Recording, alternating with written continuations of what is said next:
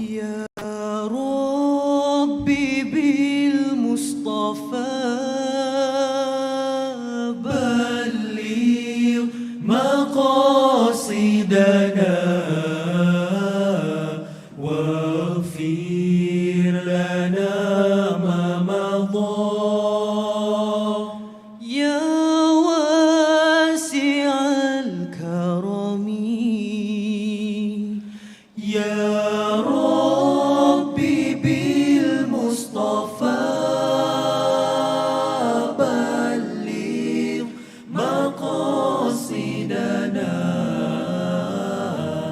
واغفر لنا ما مضى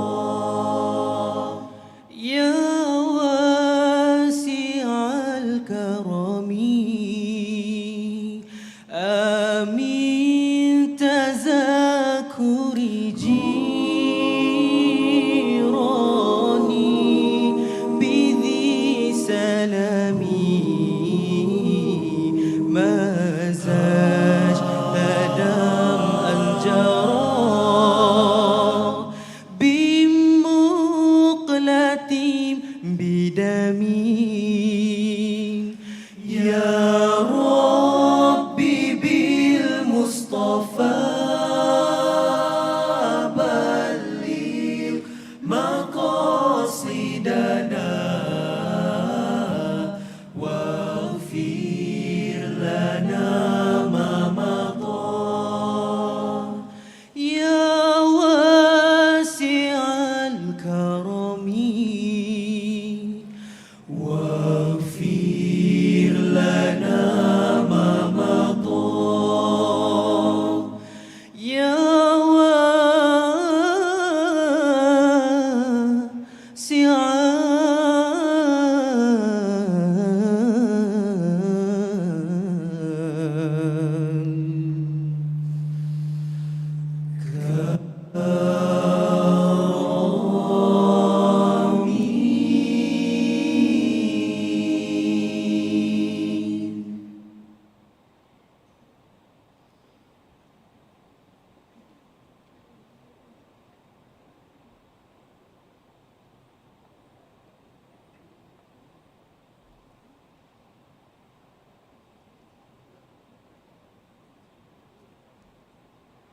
The national anthem, Negaraku, followed by the IIUM anthem leading the way.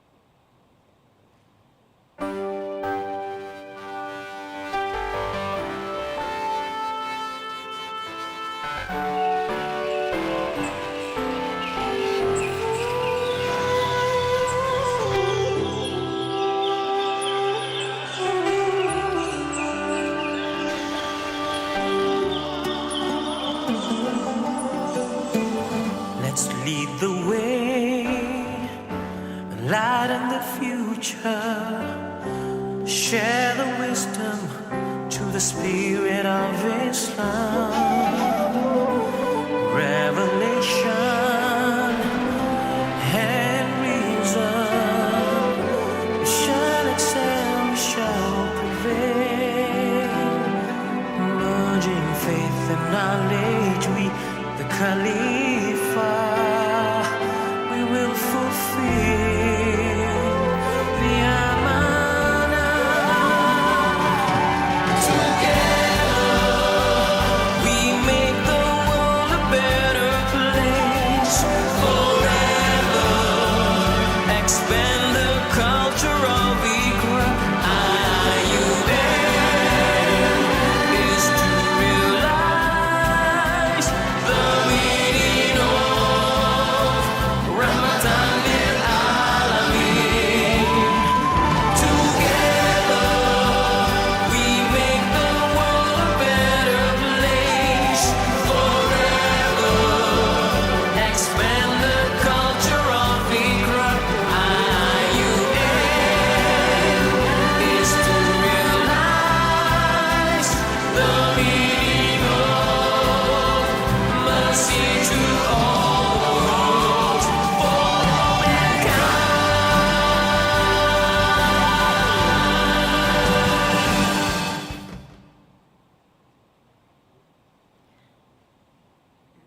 Ladies and gentlemen, please be seated.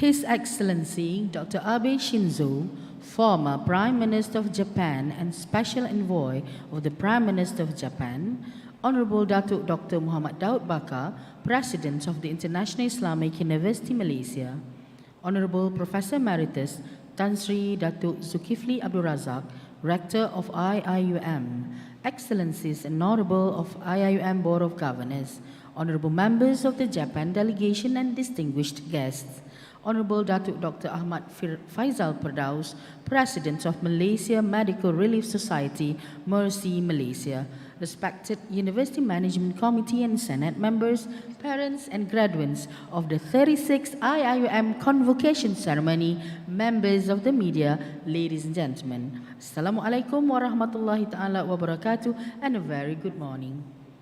Honorable Tan Sri Dr. Muhammad Daud Bakar, Honorable President of IIUM, will now declare open the 36th and 37th Convocation Ceremony of the International Islamic University Malaysia.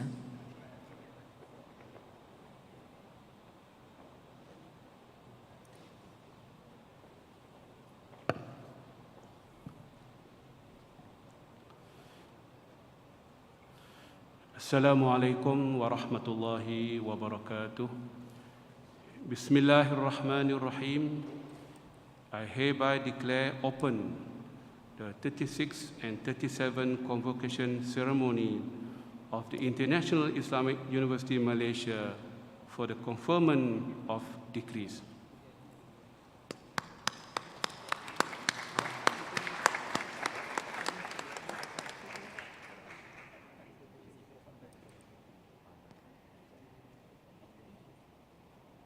I have the pleasure to call upon Ustaz Abdul Khair bin Jalil from Center for Languages and Pre-University Academic Development to recite Surah Al-Alaq.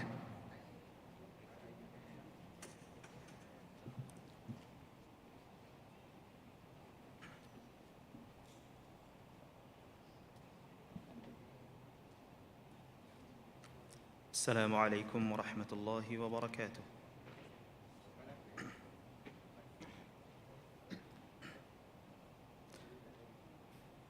أعوذ بالله من الشيطان الرجيم.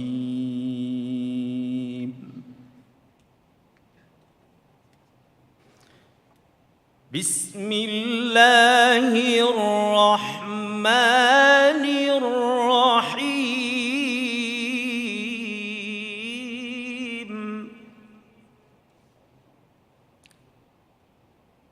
اقرأ باسم ربك ربك الذي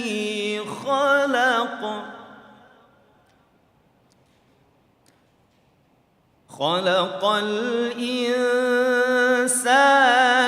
من علق اقرأ وربك الأكرم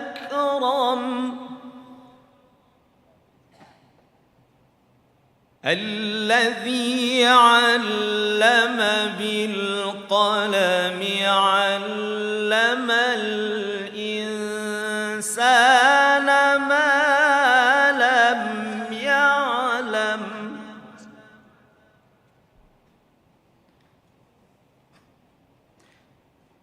كلا إن الإنسان ليطغى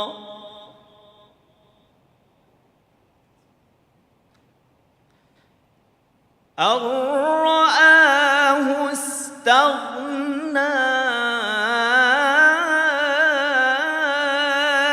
إن إلى ربك الرجعى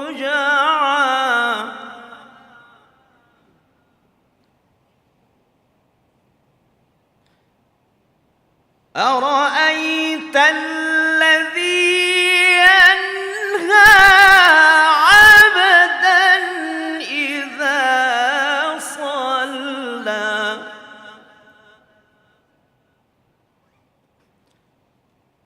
أرأيت إن كان على الهدى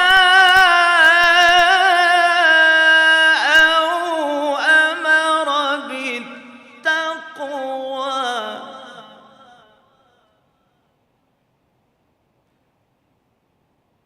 أرأيت إن كذب وتولى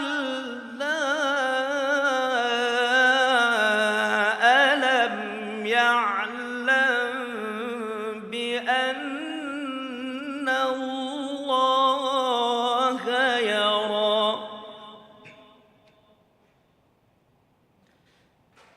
كلا لئن لم ينته لنسفعا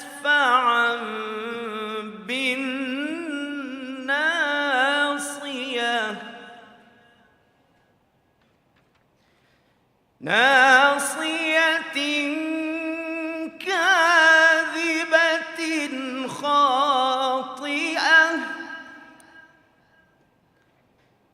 فليدع ناديه سندع الزبانية كلا لا تطعه واسجد واقترب صدق الله العظيم. السلام عليكم ورحمة الله وبركاته.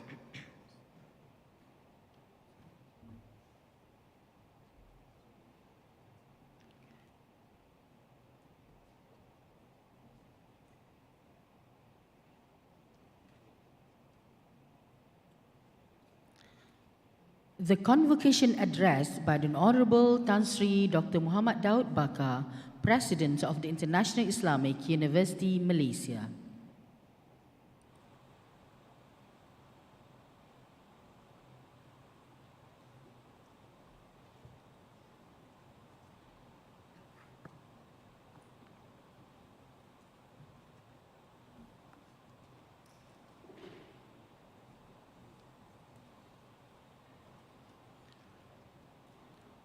بسم الله الرحمن الرحيم. الحمد لله رب العالمين والصلاة والسلام على خير خلقه وخير الأنام وسيد المرسلين وإمام المتقين سيدنا محمد صلى الله عليه وسلم. أما بعد.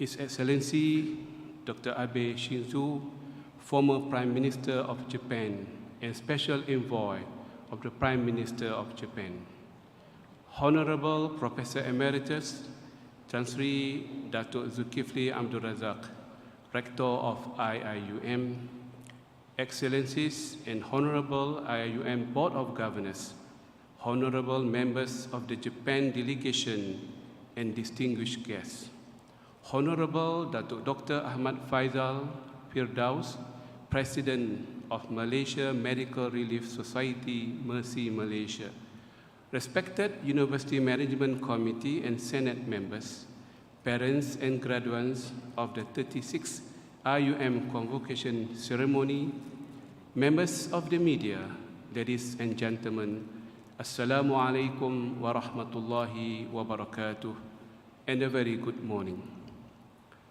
Allow me to begin first by expressing all my praise and gratitude to Allah the Almighty. It is for His blessings and mercy that we could eventually gather in this auspicious hall to hold a momentous, meaningful, and long-awaited ceremony for all of you. My utmost and sincerest congratulations to all our graduates, to all the award recipients sitting before me, my heartfelt congratulations. Be proud of your outstanding academic successes. You have certainly demonstrated exemplary dedication and hard work in enduring and overcoming exceptional challenges. Today's occasion is certainly special as we welcome the distinguished former Prime Minister of Japan, His Excellency Dr. Abe Shinzo, upon whom an honorary doctorate in political economy was conferred yesterday on 11 March 2022 by His Majesty Kebahaduli Yang Maha Mulia Sri Paduka Baginda Yang di-Pertuan Agong, the King of Malaysia.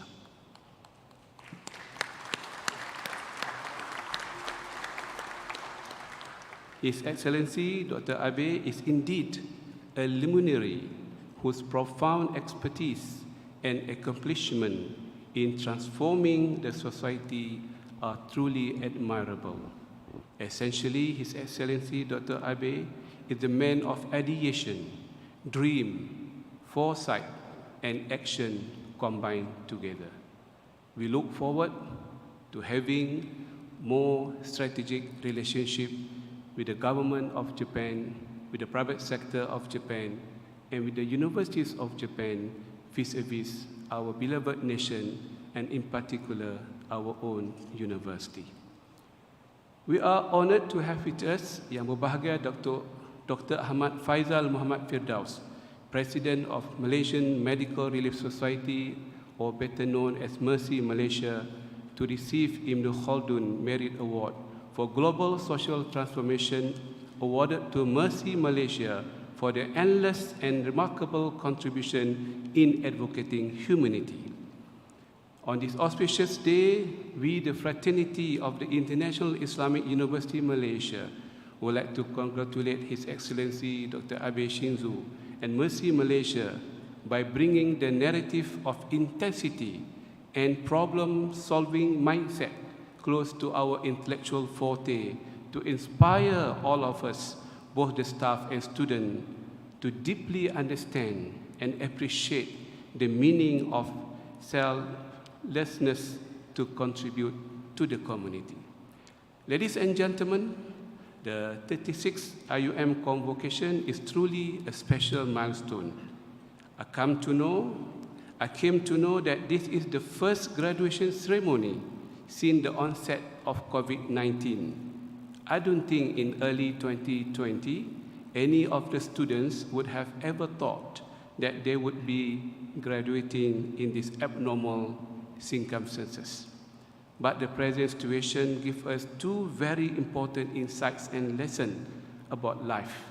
The first is that the world is full of surprises, and life as we know it can change at the drop of a hat.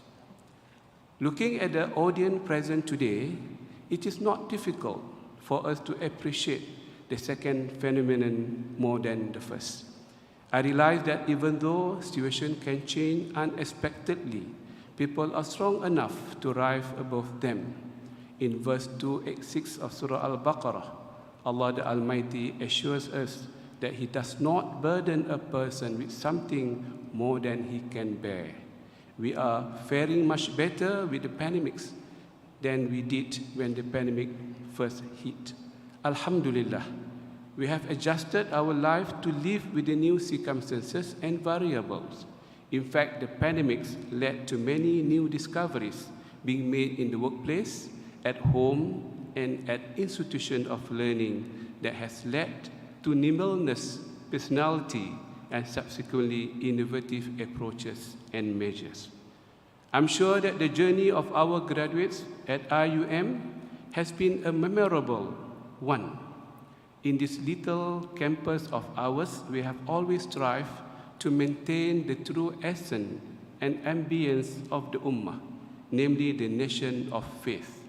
IUM is administered based on the Islamic framework of Maqasid al-Sharia, the very objective of Sharia, which outlines 5 everlasting and overarching qualities of being a good human living in a good community, namely the promotion and protection of faith, life, intellect, lineage, and wealth with a balanced and purposeful way of life. IUM missions for transformation through humanizing education stem from the common principle found in Maqasid al-Sharia, Sustainable Development Goal SDGs, and Malaysia National Education Philosophy, respectively and collectively.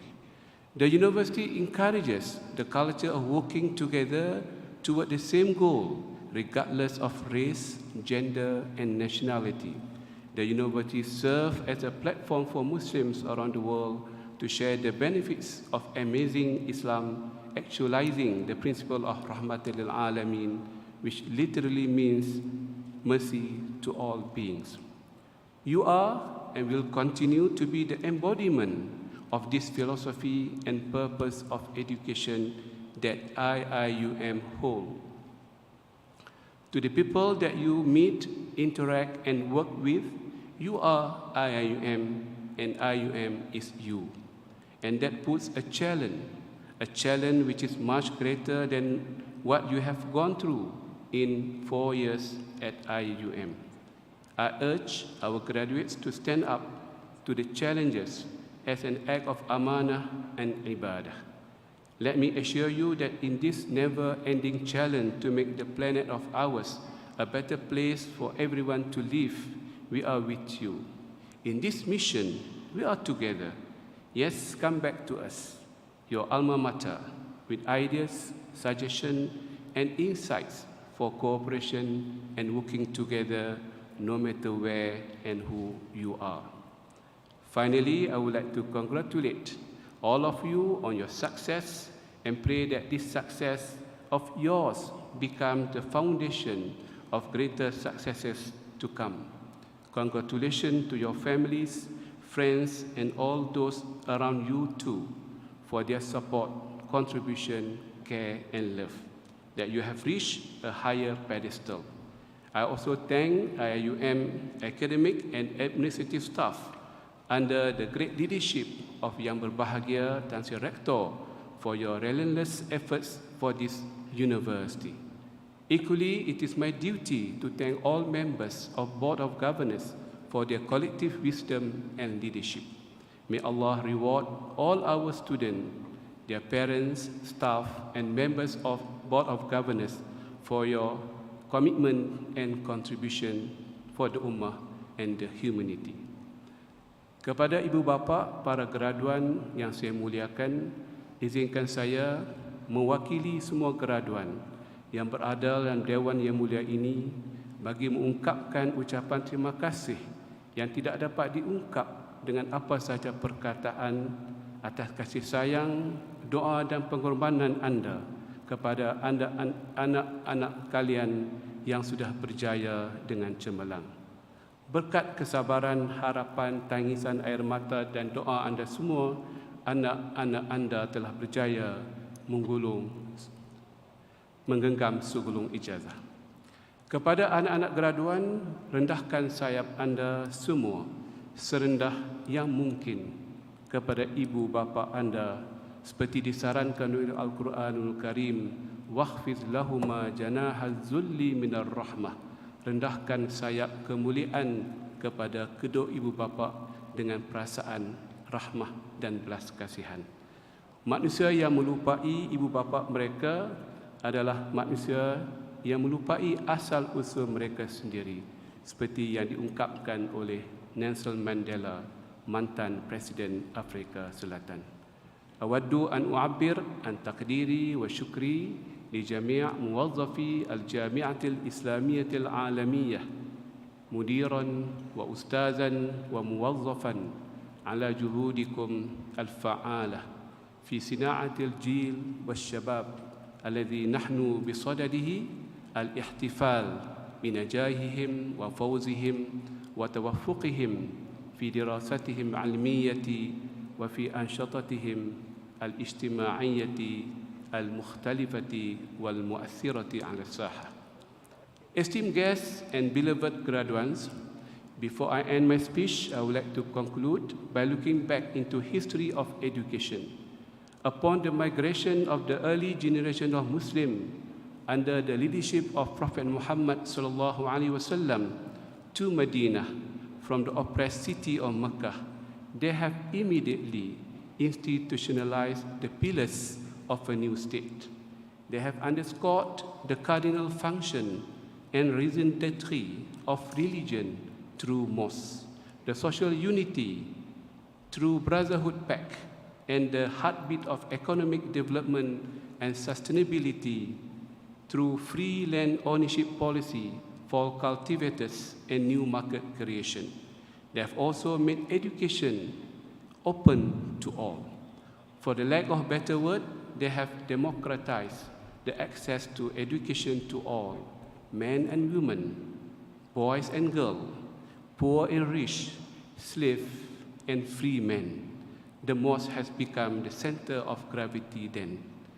Few centuries after the Medina initiative, education movement have moved to the West, the medieval Europe, for the first time ever. In sharp contrast to early Islamic policy and insight on education, education in European land was restricted then to members of the royal family and churches only. Even during the Roman and Greek time, education was never made inclusive and people-oriented. Education in Islam started, however, with a glaring example and role model of being inclusive and community-based. It is always incumbent upon all of us to make education accessible and affordable to all at all times. To all my beloved graduates, we aspire you to help your beloved nation to continue her unfinished struggle to make everyone educated, upskill or reskill as the case may be. You are now the agent of change and transformation. I would like to humbly urge you to transform yourself, to transform others. And remember too that we will continue to take pride in your future achievements as we take pride in your achievement thus far. Once again, my heartfelt congratulations to you and to your families for all your future endeavors. I wish you all the best of luck. Saya merafak doa, semoga Allah Subhanahu wa taala mengurniakan kesihatan dan kesejahteraan yang berkekalan kepada Duli Yang Maha Mulia Sri Paduka Baginda Raja Pemerhati Agong sebagai Ketua Perlembagaan Universiti Islam Malaysia.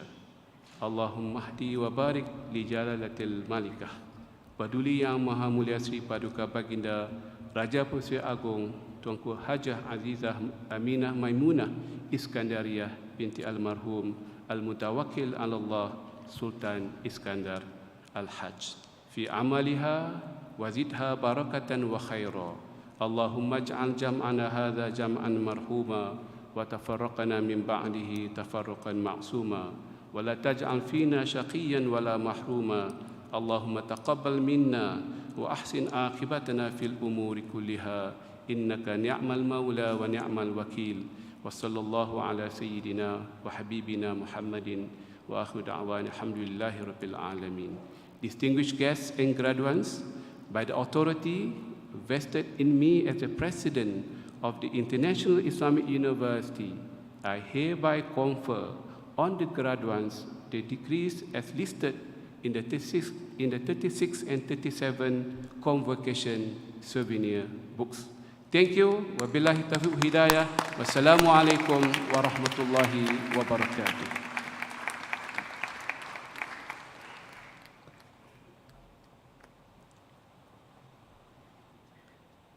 Thank you, Tan Sri.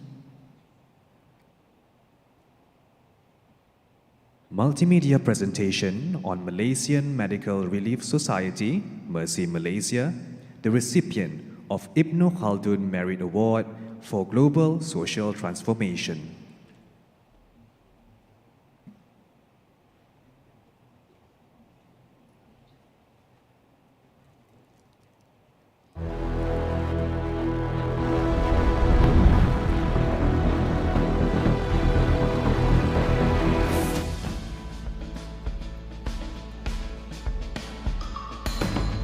Inspired by the universal stature of Ibn Khaldun and his ideas about kinship, solidarity, and the relationship between culture and environment, the International Islamic University Malaysia, IIUM, introduced the Ibn Khaldun Merit Award to honor his scholarly legacy.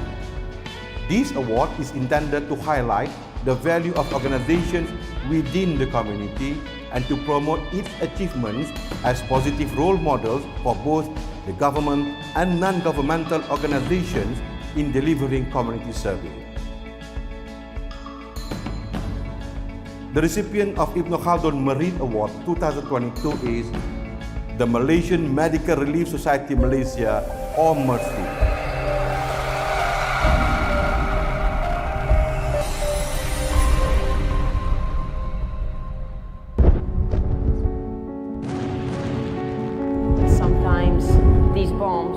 They look like fireworks because there's so many of them. Želje koje su upravo označile vazdušnu opasnost pozivaju da se uključuju skloništa. Must act now.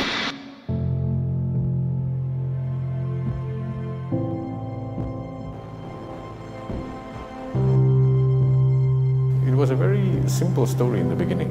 It was just a story of a few well-intended and well-minded people, mainly medical professionals, to help the people who were affected by the war in Kosovo.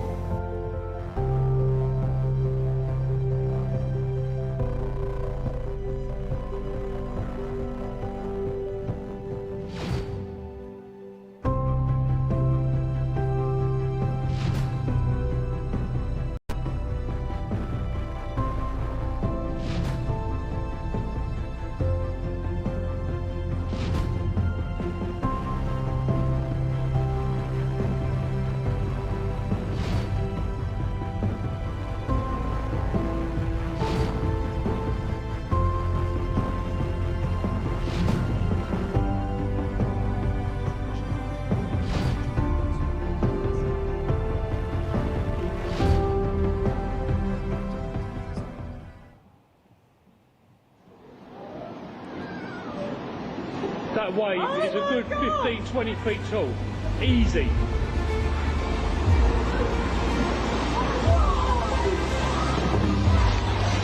Get in, get in, get in!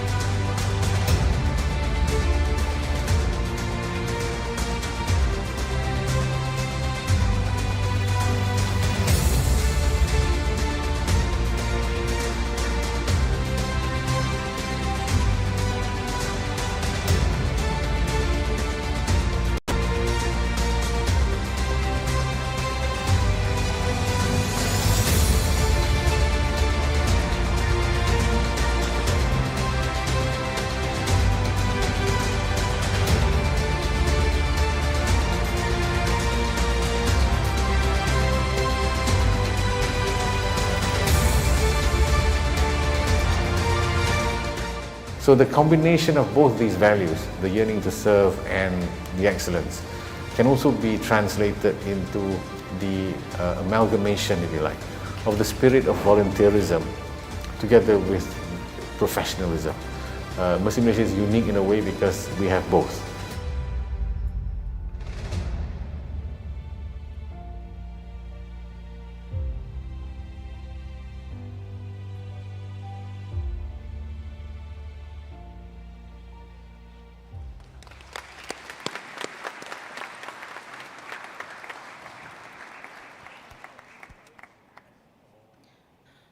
The conferment of Ibn Khaldun Merit Award for Global Social Transformation upon Malaysian Medical Relief Society, Mercy Malaysia, by Honorable Tan Sri Dr. Muhammad Daud Bakar, Honorable President of IIUM.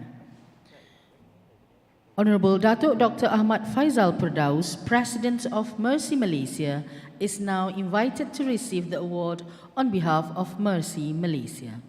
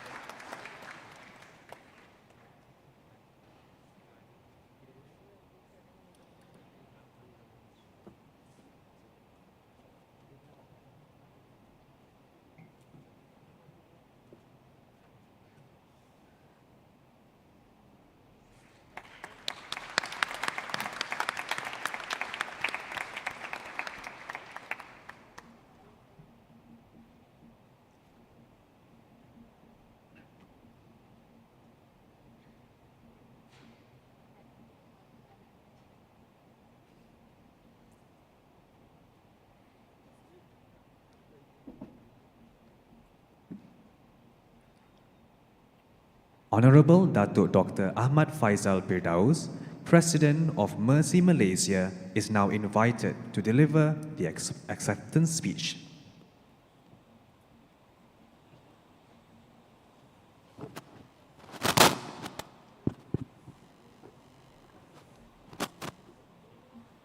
Bismillah.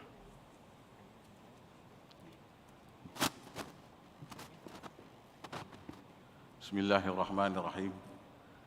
Assalamualaikum warahmatullahi wabarakatuh. Alhamdulillahi rabbil alamin. Wassalatu wassalamu ala rasulillah wa ala alihi wa ashabihi ajma'in. His Excellency the Honorable President of International Islamic University Malaysia, Tan Sri Muhammad Daud Bakar. His Excellency the former Prime Minister of Japan, the Honorable Abe Shinzo. Yang berbahagia Professor Emeritus Tan Sri Dr. Zulkifli Abdul Razak, Rector of the International Islamic University Malaysia, the Board of Governors of IIUM, the Deputy Rectors, Deans, Deputy Deans, Professors, the leadership of both staff and students of IIUM, as well as graduands, serta ibu bapa sekalian. Salam sejahtera, a very good morning. On behalf of Mercy Malaysia, it is with deep humility and a sense of responsibility that I accept, with all our gratitude, this Ibn Khaldun Meritus Award from the International Islamic University Malaysia. This is not an award for myself alone, nor is it for the current members and leaders of Mercy Malaysia alone. It is an award that recognizes the sacrifice and the hard work, the toil, the sweat, the blood and the tears, but also the thinking and the innovation that has sprung from this organization from its inception 23 years ago now. This is also an award in recognition of the most important people in the sphere of the work we do. They are the people whom we help, the beneficiaries. For although they are the recipients of aid, of help, and with the generosity of some of you here as well, that we are able to do this. It is from them also, the people who suffer, the people who have nothing left with them as a result of disasters or conflict, that we also learn. We learn not only about human beings and humanity, but we also learn about the greatness of the Almighty, of the Creator, and how He reminds us that all of us are here in this life, on this earth, for a reason, for a specific purpose. And that reason and that purpose is none other than to do our duty as best we can, and to make this world a better place for as long as we live in it. And inshallah, from our deeds, we will then gain acceptance and His reward in the life hereafter. We have with us today the former Prime Minister of Japan. Mercy Malaysia responded to the Sendai earthquake, Your Excellency, in 2011. I was at the Honorable Excellency Japanese Ambassador's residence on March 11, 2011, receiving another award, a smaller one. It was then that the earthquake struck. And we remember thinking, but this is Japan. If there was a country in the world that can withstand and that can come through a natural disaster, especially an earthquake, it will be Japan. Because Japan and the Japanese people are the most disaster-prepared people and the most disaster-prepared country in the world. Thanks to your education system, thanks also to your endless dedication and perseverance in drills, preparing for disasters, but mostly, ladies and gentlemen, due to the cohesiveness, the understanding, and the resilience of the Japanese people and Japanese communities.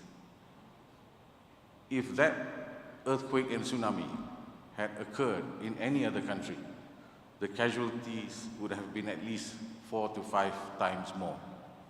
But with Japan's preparedness, it was as it was. And even then, it took Japan, one of the most developed countries in the world, years to recover. This is something that Mercy Malaysia is looking forward to do more in the next 10 years of our journey, in which, while we still focus on emergency relief, while we still do humanitarian aid, we will be in partnership with academic institutions, with centers of excellence, to do more work in preparing our communities to become more resilient in the face of an ever more complex and challenging world, including the challenges of climate change and more frequent and more severe disasters, as well as, God forbid, should a conflict occur nearer our shores. With this, ladies and gentlemen, we hope to encourage more participation from all levels of the community, as well as partnership with everyone, including the International Islamic University of Malaysia, with whom we already have a memorandum of understanding. Last but not least, I would like to echo the words of the President of the International Islamic University of Malaysia, Tan Sri Muhammad Daud Bakar, and urge graduates who receive their scrolls today and in the ensuing programs to become agents of change and to help develop our communities to become more resilient in all sense of the word, in all aspects of life. Again, on behalf of Mercy Malaysia, I thank you. I thank the International Islamic University of Malaysia for this award, and may Allah bless IIUM, Mercy Malaysia, and all of us here. Wabillahi taufiq wal hidayah. Wassalamu alaikum warahmatullahi wabarakatuh. Thank you.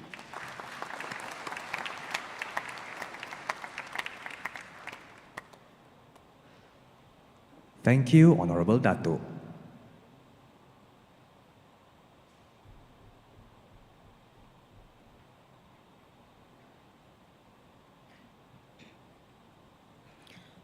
I have the pleasure to call upon Honorable Professor Dr. Gairu Razmi Madgani, Dean Kuliah of Economics and Management Sciences, to deliver the citation on His Excellency Mr. Abe Shinzo, former Prime Minister of Japan, recipient of the Honorary Degree of Doctor of Philosophy in Political Economy.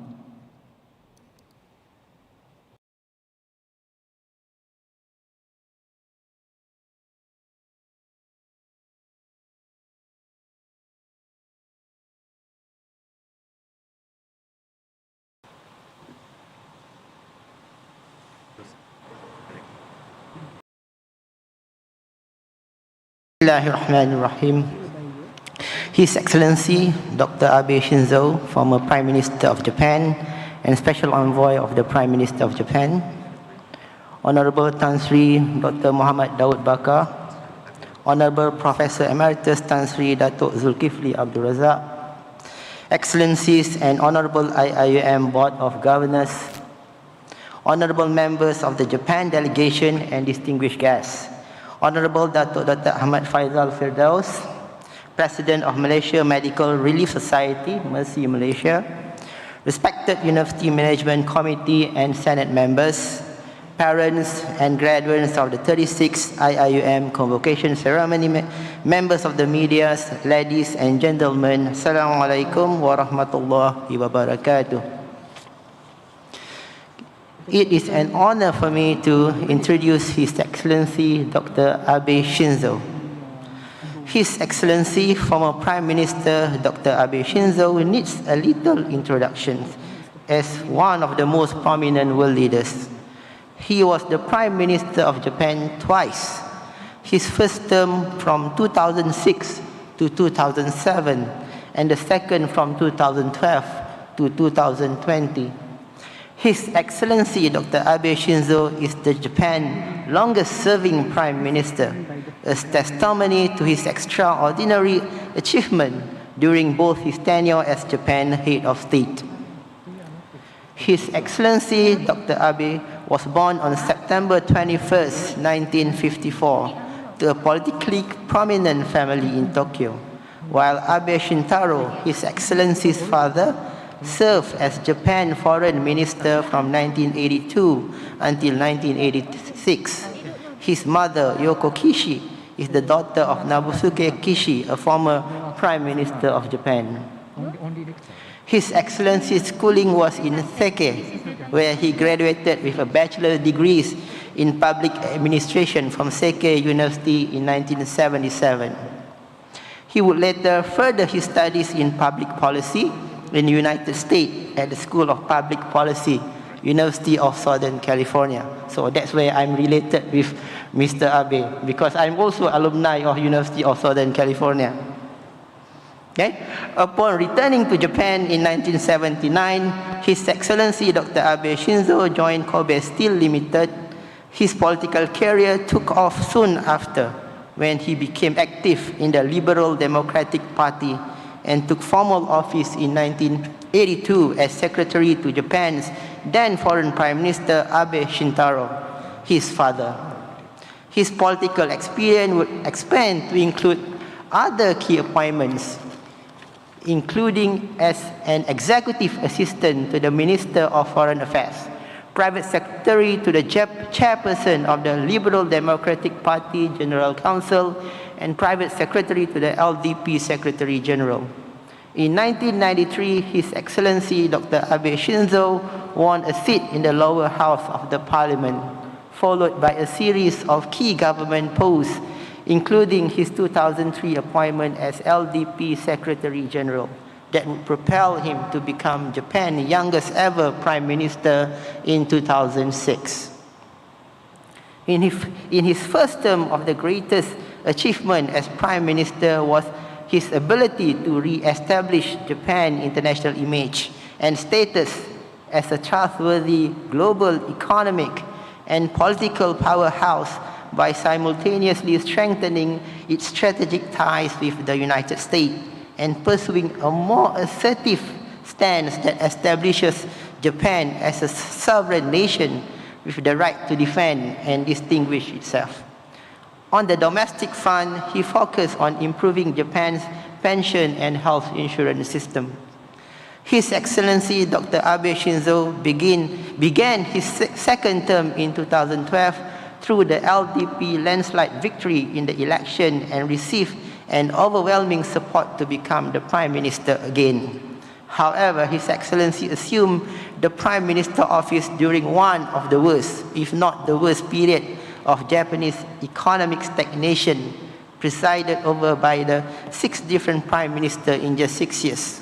However, he differentiated himself from earlier leaders and even eclipsed his own earlier tenure as Prime Minister through his bold economic plan to stimulate the Japanese economy. Very few leaders of the world are recognized for their brazen economics. His Excellency Dr. Abe Shinzo are among the handful. Popularly known as Abenomics, his 3-pronged strategy to stimulate the Japanese economy out of recession has come to recognize and adopted worldwide. Even more commendable is the fact that this policy yielded results despite the notorious triple crisis of earthquake, tsunami, and the Fukushima nuclear disasters in 2011. Specifically, Abenomic measures involve an expansionary monetary policy to jumpstart business activities while reducing the value of the yen relative to the US dollar. In a move to improve Japanese export competitiveness, in addition, government spending on major public projects was aimed up to simultaneously stimulate the demand side of the economy.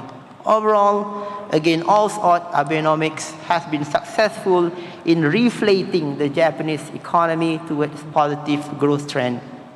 The success of Abenomics has been also adopted to improve the state of womenomics, or the empowerment of Japanese women in terms of their economic and social standing in the society.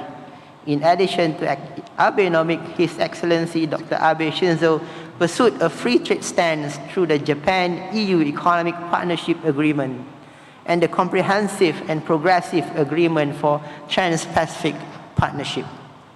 The exemplary leadership of His Excellency Dr. Abe Shinzo has influenced the political stability and economic welfare of the region. Since Malaysia's independence in 1957, Japan has been economically and ideologically instrumental in Malaysia's development journey. From the days of Malaysia Look East policy to the present where Japanese manga and anime is part of its mainstream media, Japan's economic, political, and cultural influence cannot be understated. Japan is Malaysia's 4th largest trading partner, and its relation with Malaysia is expected to further deepen through, among others, the Look East Policy 2.0 initiative. The 40 years of Look East policies going to be next year, okay, which will help Malaysia move closer to its shared prosperity vision 2030. Achieving global and regional relevance by maintaining a fine balance between a nation's economy, politics, and defense is the criteria for a successful and sustainable civilization, and it is the hallmark of a great leader to be able to develop momentum toward achieving this crucial equilibrium. No doubt, His Excellency Dr. Abe Shinzo has been a fundamental part of moving this balance. His Excellency Dr. Abe Shinzo, in his book, Usukishi Kunie, or Toward a Beautiful Country, describe 2 types of political leaders. The first are those who are passive and agreeable, while the other group involves those who fight for change, regardless of harsh criticism. His Excellency Dr. Abe Shinzo has always inspired to be the later group and has tirelessly striven for a better Japan, for a better world. May God continued success accompany His Excellency Dr. Abe Shinzo in his effort to overcome this pandemic and the shortcoming of the traditional economics. Again, I would like to congratulate Dr. Abe Shinzo on the conferment of the Honorary Doctorate. Omoditoi Kozamaista. Wabillahi taufiq wal hidayah. Wassalamualaikum warahmatullahi wabarakatuh. Thank you.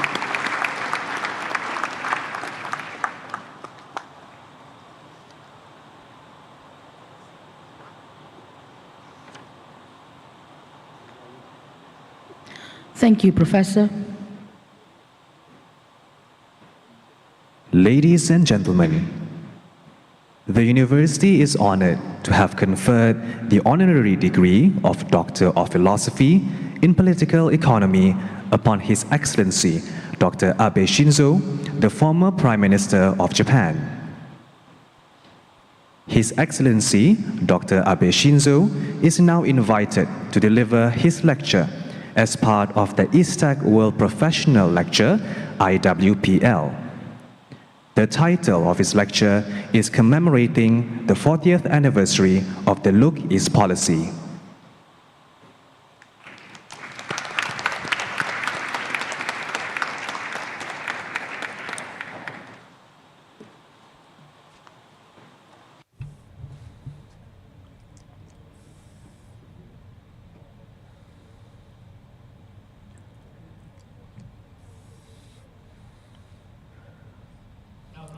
President Dato Dao, Rector Zulkifli, distinguished guests, ladies and gentlemen, and all of those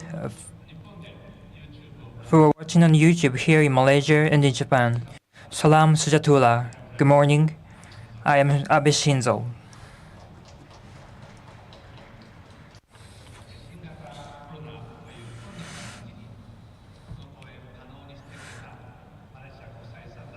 Despite the challenge due to the COVID-19 pandemic, I would like to express my sincere appreciation for the warm welcome I received from the people of Malaysia, including all involved at the IIUM, who made efforts to realize this lecture.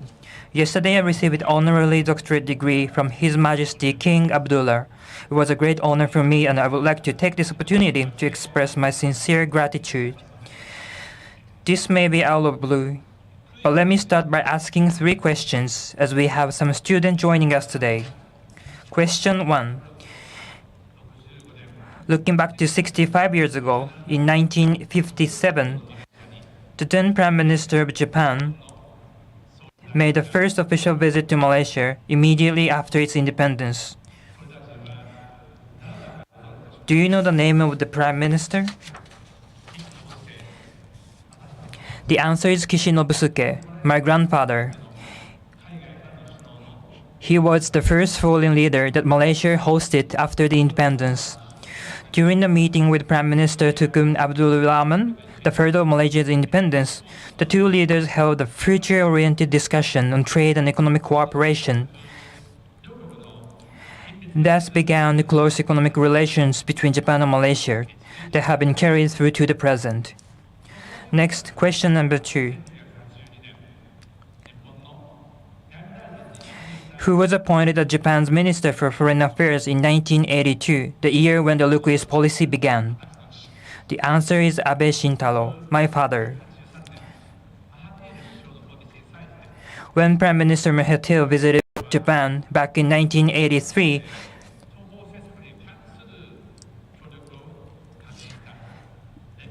the Foreign Minister Abe witnessed the historic moment in which the leaders of Japan and Malaysia confirmed that they would work together on the Look East policy for the first time.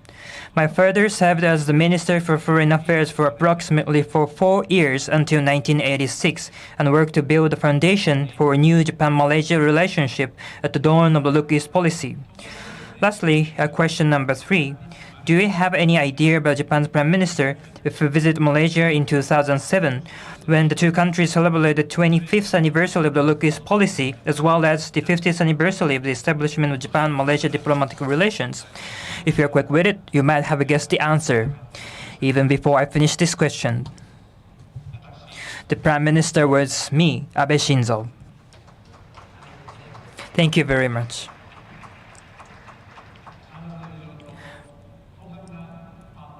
Everlasting friendship and far-reaching partnership towards a common future.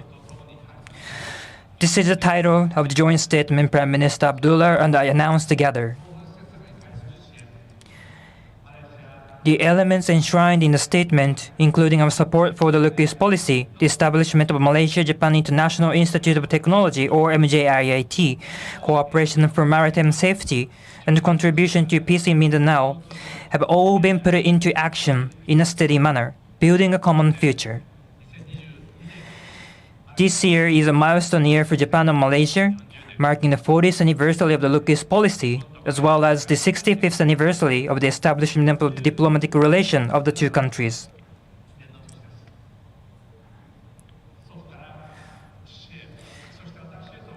Over 3 generations of my family, from my grandfather, my father, to me, I feel a strong affinity with Malaysia. As such, I am very delighted and honored to have this opportunity to give a lecture today in this memorable year.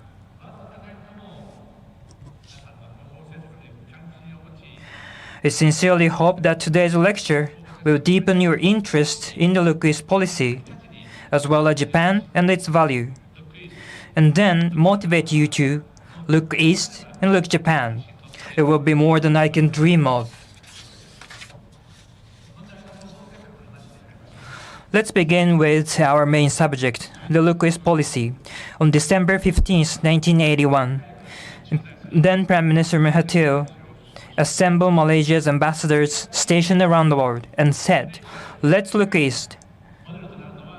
The model for Malaysia's economic development is Japan. It was in the following year, 1982, when the Look East policy, including Look East Exchange Student Program, was launched. The objective of the Look East policy was not just for gaining skills and knowledge. The policy also aimed at learning Japan's values, such as our work ethic, enthusiasm for learning and working, and morals. Since then, the policy has been faithless through successive administrations in Malaysia for over 40 years.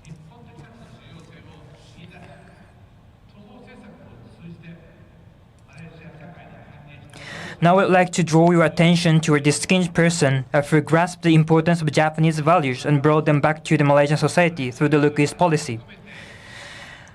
That is Mr. Abdul Razak, also affectionately known as Razak Sensei in Malaysia, meaning Professor Razak, was the father of the rector Zulkifli of the International Islamic University in Malaysia.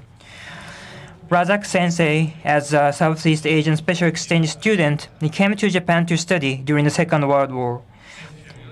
As early as in the 1940s, he was a forerunner of the Look East policy. While he was studying at the Hiroshima University, he miraculously survived the atomic bombing of Hiroshima. After returning to Malaysia, he greatly contributed to Japanese language education at home, utilizing his experience in Japan. Upon the inauguration of the Look East policy, he was selected as one of the officials responsible for the policy and established various programs, including Japanese language training programs. Razak Sensei was truly a central figure in realizing the Look East policy. Neither coming late to class nor failing to do one's homework was tolerated. Malaysian students said he was even stricter than Japanese. He instilled in them the values of punctuality, dedication, politeness, and integrity.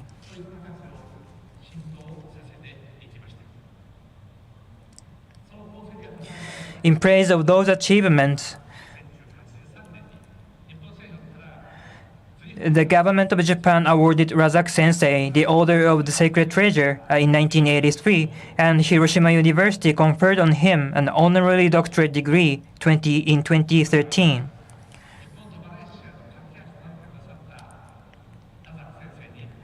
I would like to take this opportunity to express my deepest respect to Razak Sensei, who loved Japan from the heart and fulfilled the role of bridge between Japan and Malaysia.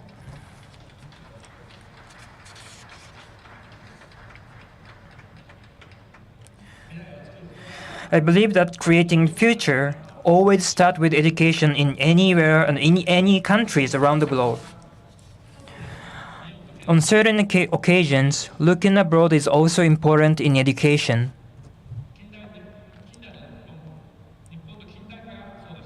This was the case during the time of the modernization of Japan. Approximately 150 years ago, the young Japanese spent several months traveling across the sea to Western countries to learn what defines the modern states. After returning home, they built New Japan.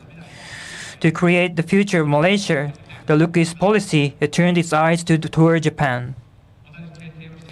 As Japan underwent the same experience, we deeply understand its meaning and significance.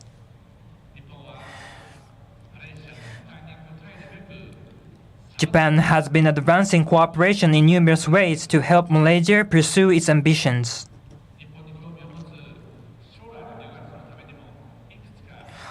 Let me introduce some of our efforts that might appeal to future candidate students who are interested in Japan.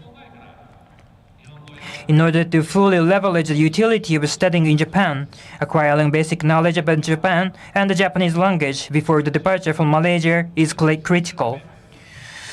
To enhance the learning environment in Malaysia, the government of Japan has supported the establishment and the operation of 4 education facilities and dispatched a total of 801 faculty staff members and Japanese language instructors to Malaysia. Once Malaysian students arrive in Japan, we also support them at the grassroots level. One example is the work of Mrs. Shimozono Seiko of Hioki City in Kagoshima Prefecture.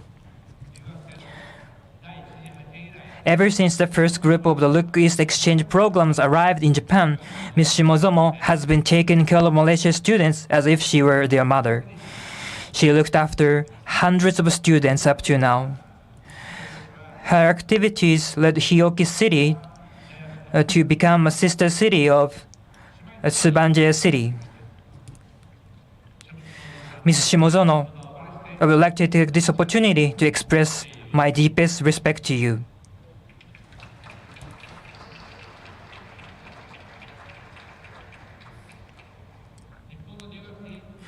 To all those who are interested in studying in Japan,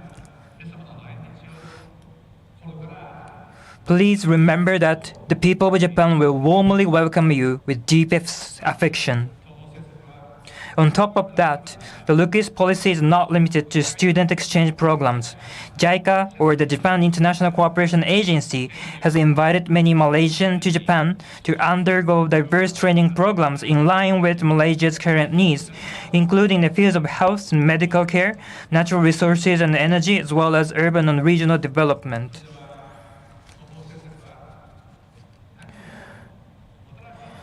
What Hertz Look East policy brought about? Approximately 26,000. This is the total number of the students that the government of Malaysia dispatched to Japan with its own funding and the trainees that JICA invited under the Look East policy. This figure comprised 8,800 exchange students and 17,500 trainees. Each individual has studied or received training in Japan, acquired advanced skills and knowledge, and become acquainted with Japanese values. They're currently playing important roles in various sectors. These alumni have further nurtured mutual understanding between Japan and Malaysia dramatically and work as a firm bridge between the two countries.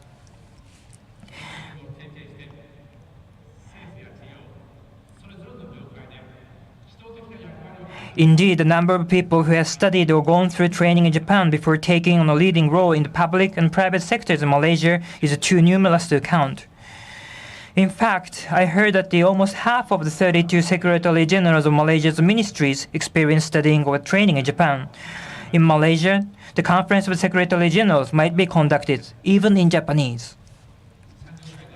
In industrial circles, Mr. Shamsaili Mohammed Ibrahim, a vice president of Petronas, is also one of such figures.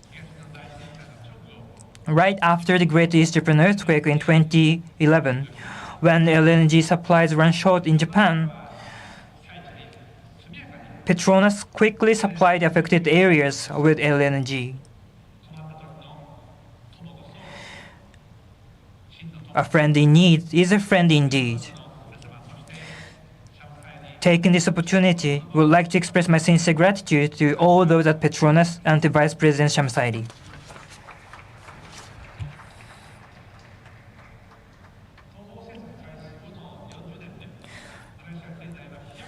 Over the last 40 years, Malaysia's economy has grown dramatically ever since the inauguration of the Look East policy. The Petronas Twin Towers, a symbol of the development of Malaysia. However, during my stay this time, I saw many skyscrapers comparable to comparable to the Twin Towers, which made me firmly believe in the further development of Malaysia down the road. In terms of business, individuals with skills of Japanese language and Japanese values, if we study the joint training in Japan, are catalyzing further investment by Japanese corporations. Such investment leads to greater human resource development, including job creation and skills transfer, creating a mutually beneficial virtuous cycle for both Malaysia and Japan. The achievement of the Look-East policy spread beyond Malaysia. Have you ever heard of the Japanese word kaizen? The Japanese term kaizen, which means improvement in English, is now part of the international vocabulary. Essentially, a kaizen aims to improve productivity and reduce the number of the faulty products by leveraging the ingenuity and creativity of those working on production line. Such labor customs enable Japan's spectacular economic growth. The Japanese government supports to spread the concept of kaizen to improve productivity in developing countries, such as those in Africa.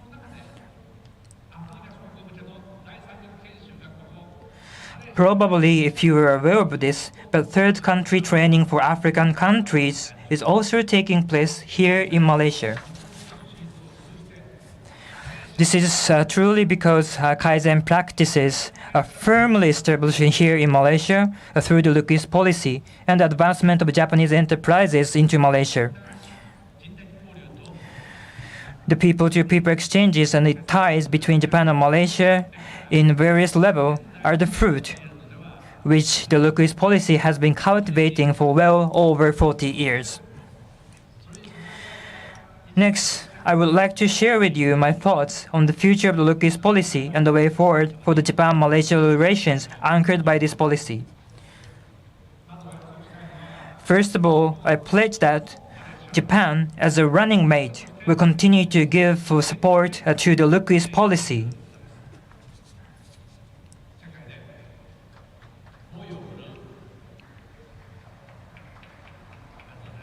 Thank you very much. COVID-19 is raging around the world. Despite the fact that a new entry to foreign nationals to Japan was denied in principle, Japanese stakeholders in the public and private sectors who highly value the Look-East policy enthusiastically worked to achieve the acceptance of 375 exchange students over the past 2 years through implementing thorough infection prevention measures. I'm sure some students are listening to my lecture from far away in Japan. I hope you will learn a great deal of things, even outside your academic field, and bring them back for the future of Malaysia, as well as further closer ties between Japan and Malaysia. It is my sincere wish.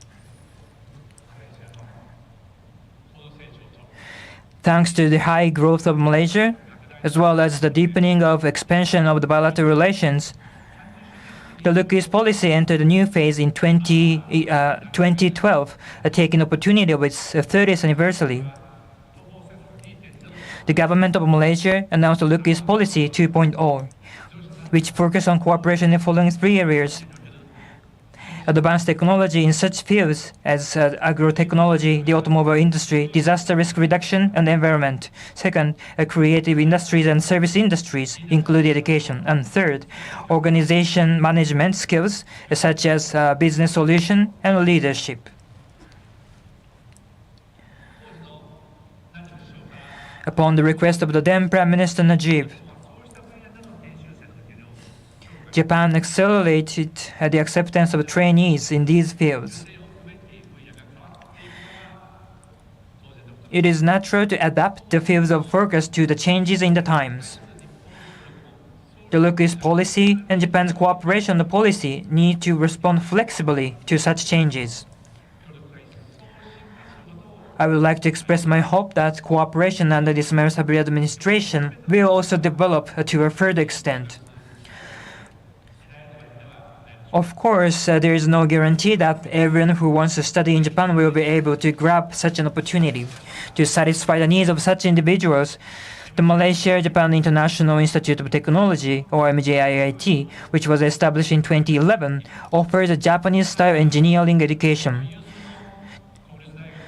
Also, the University of Tsukuba, one of the most prominent national universities in Japan, is also planning to open a branch campus in Malaysia. This will be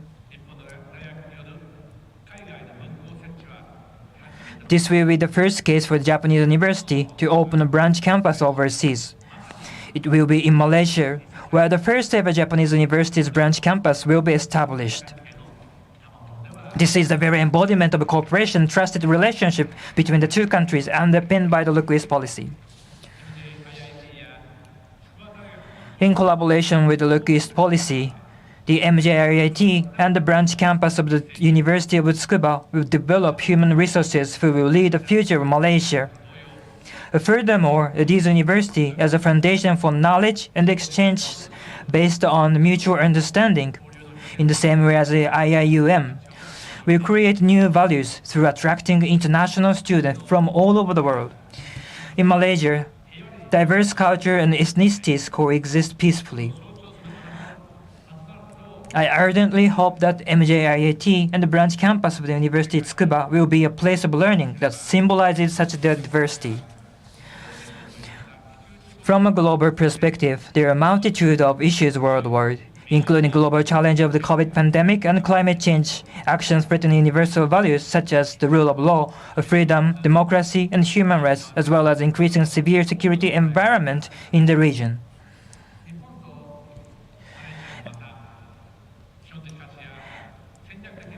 As strategic partners sharing basic values and strategic interests, it is a time for Japan and Malaysia to broaden the horizon of cooperation.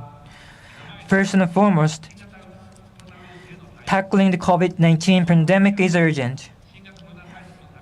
In order to support the Malaysian government's response to COVID-19, Japan has provided vaccines, developed the cold chain to deliver vaccines to vaccination sites, and offered medical equipment. Japan will spare no efforts to offer support whenever necessary. The spread of COVID-19 throughout Southeast Asia, including Malaysia, has revealed the vulnerability of the regional supply chains and greatly affected the production activities of Japanese companies.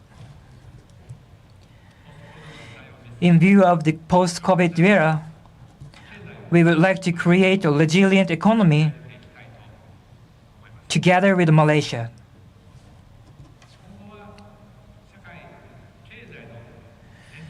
Going forward, social and economic digitalization will also be of key importance. The most crucial point in digitalization is developing a communication infrastructure, and Japan is supporting Malaysia in this sphere too. For example, Japan's NTT is currently laying down high-speed submarine cables to Malaysia. The speed of Malaysia's broadband network at home is expected to become much faster soon. Also, so-called smart cities leverage accumulation analysis of big data to promote higher efficiency of and advance the functions and services of cities and regions. Japan is assisting such projects in Kuala Lumpur, Johor Bahru, and Kuching. In the field of climate change, Japan will support, mainly in Asia, the transition to clean energy in accordance with each country's situation to realize a carbon-free society. Japan's petroleum company, ENEOS, has started discussion with Petronas on the construction of carbon-free hydrogen supply chain.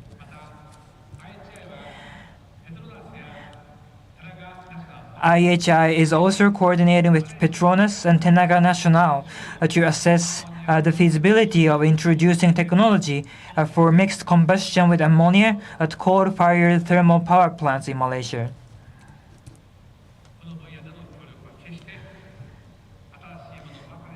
Some of the cooperation in the field of climate change are not new.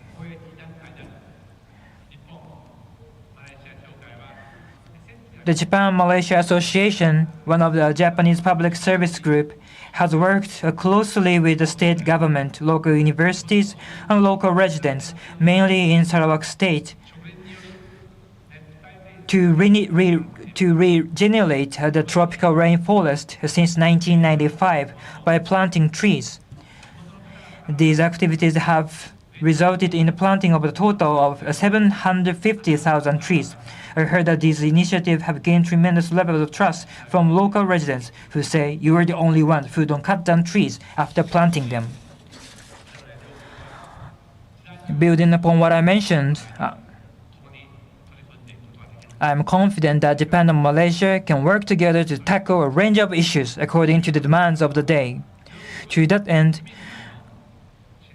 it is the trust between the people of the two countries that always counts. In particular, I would like to encourage those of the young generation of the two countries who will lead the future of the Japan-Malaysia relations to be interested in the country and the people of the other.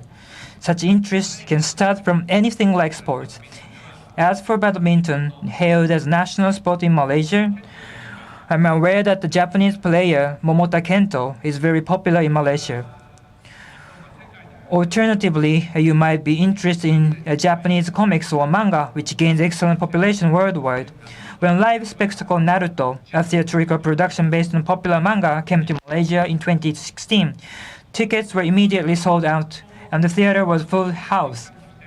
Around July this year, an event will be held as part of a celebration to mark the 40th anniversary of the Look-East policy, at which visitors can listen to songs from Japanese animation or anime. I hope that you all will come and enjoy it.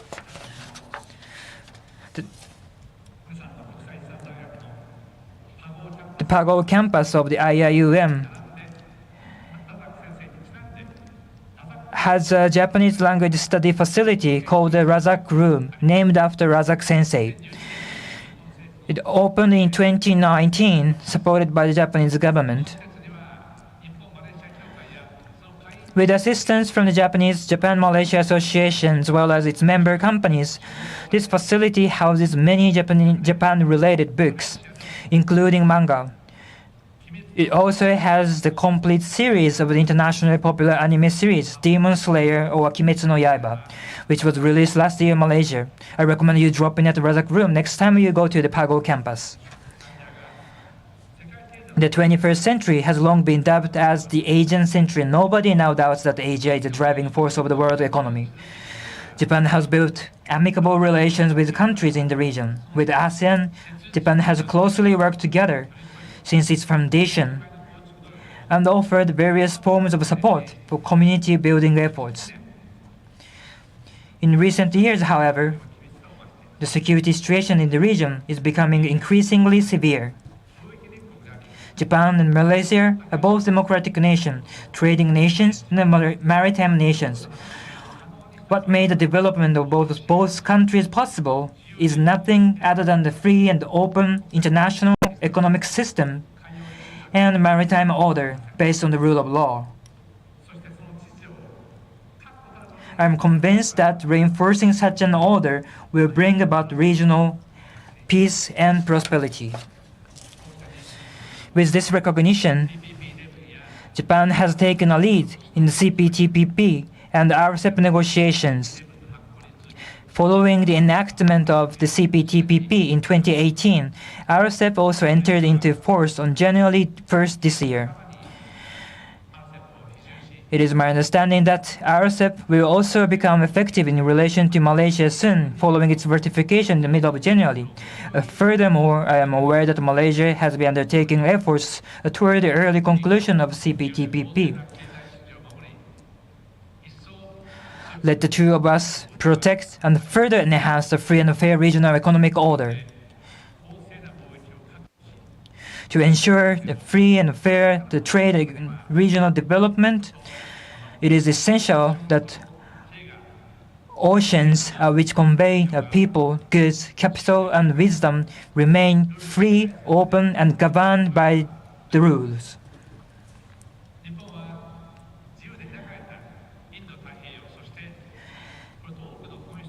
Japan is promoting concrete cooperation with various partners, including Malaysia, to realize both a free and open Indo-Pacific and ASEAN outlook on the Indo-Pacific that share a number of fundamental principles in common. For instance, I learned that the 2 patrol vessels transferred from Japan to Malaysia in 2016 are now in full operation in order to secure the waters surrounding the country. Besides, since the inauguration of the Malaysian Maritime Enforcement Agency in 2005, Japan has provided capacity building programs for maritime security officers. Today, the maritime security officers of Malaysia are taking up the leading role in conducting training programs in third countries. Japan is willing to continue to support these efforts.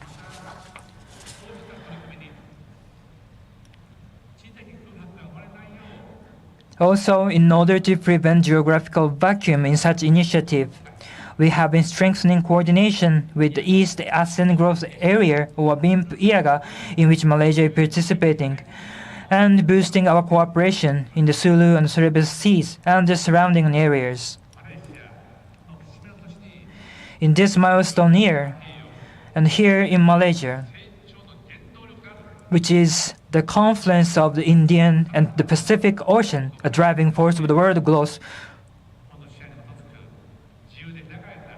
let me express Japan's determination to realize further cooperation as strategic partners in order to maintain and strengthen a free and open maintained order based on the rule of law. The crisis we see in Ukraine today is a unilateral attempt to change the status quo by force.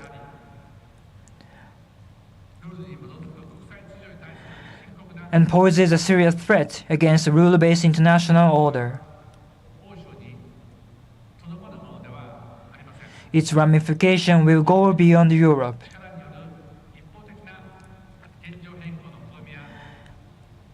Also in Asia, unilateral attempts to change the status quo by force and economic coercion constitute a matter of concern both for Japan and Malaysia.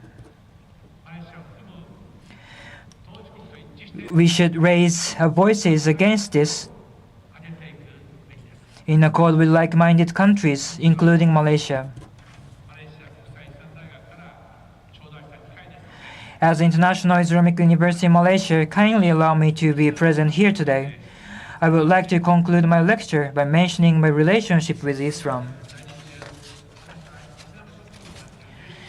During my tenure as Prime Minister, I attached great importance to the relation with Islamic countries and had the opportunity to visit those countries and meet with their leaders. The creed I always conveyed to them was the best way is to go in the middle. This is because the creed reflects the commonalities between the noble spirit of Islam, including harmony, tolerance, and honesty, and the faith maintained in Japan, such as respect for others, spirit of humility, and cherishing harmony among people.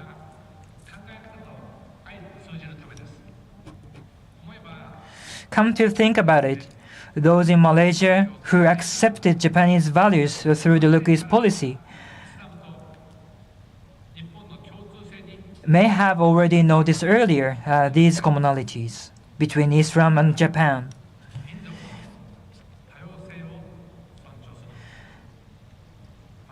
Japan is committed to continuously deepen bonds and work with Malaysia, a country respecting cultural and ethnic diversity, to contribute to peace and prosperity in the world.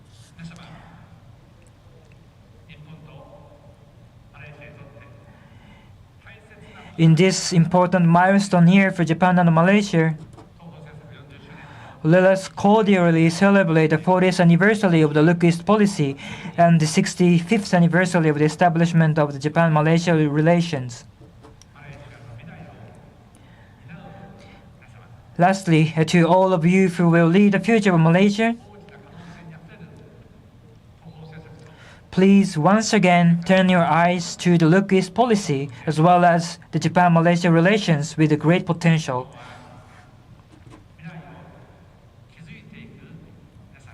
Japan always stands by you, who will build the future of Malaysia. Thank you for your attention. Ribuan terima kasih.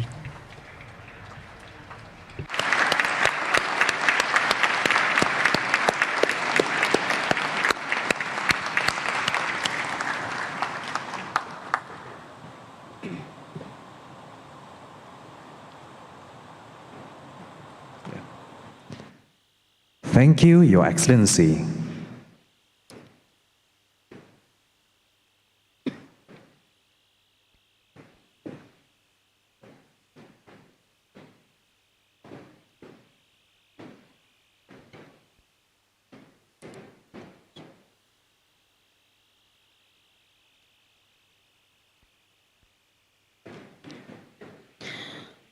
I have the pleasure to call upon Honorable Professor Dr. Ahmad Faris Ismail, Deputy Rector, Academic and Internationalization, for the conferment of the 36th and 37th Convocation Awards.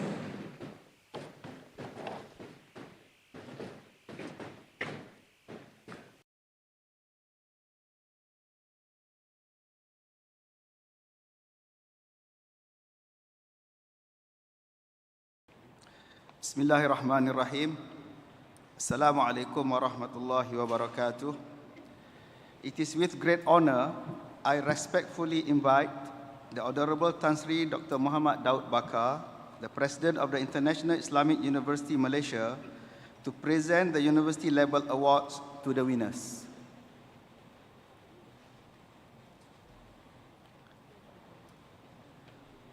For the 36th IIUM Convocation University Level Award, Royal Education Award, there are two winners. The first winner is Aisyah binti Muhammad Yusuf from the Kuliah of Economics and Management Sciences.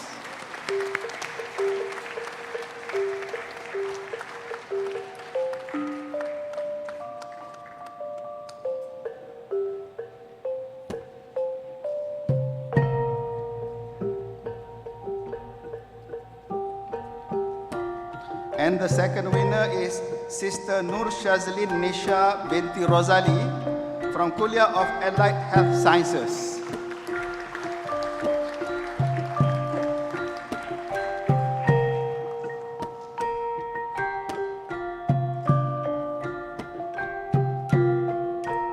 The winner for Best Overall Students Award is Brother Moniruz Zaman from Abdul Hamid Abu Sulaiman Kuliah of Islamic Ribbon Knowledge and Human Sciences from Bangladesh in absentia.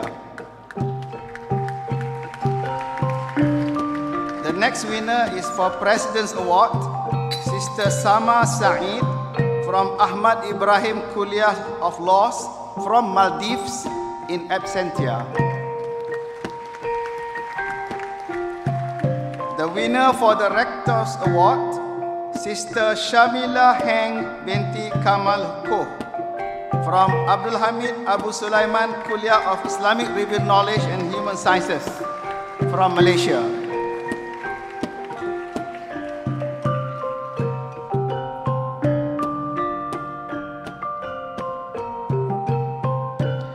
The winner for Budi Award is Sister Nurul Ain Nadirah binti Abdul Mu'in from Abdul Hamid Abu Sulaiman Kuliah of Islamic Ribbon Knowledge and Human Sciences.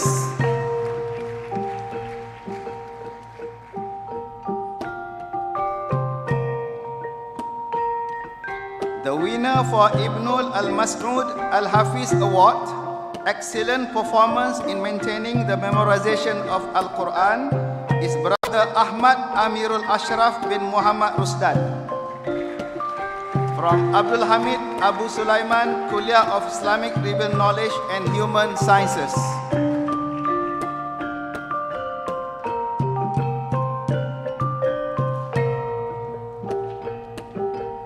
The winner for Abdullah ibn Umi Maktoum Special Achievement Award Academic is Brother Muhammad Farid bin Arifin from Abdul Hamid Abu Sulaiman Kuliah of Islamic Ribbon Knowledge and Human Sciences.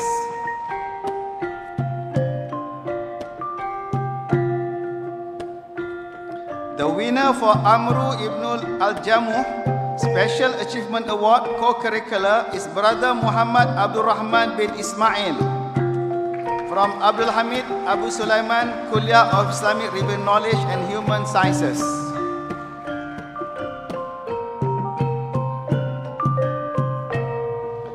For the 37th IIUM Convocation University Level Award, there are two winners for the Royal Education Award. The first winner is Sister Amni Izzati binti Zulkarnain from Kuliah of Pharmacy.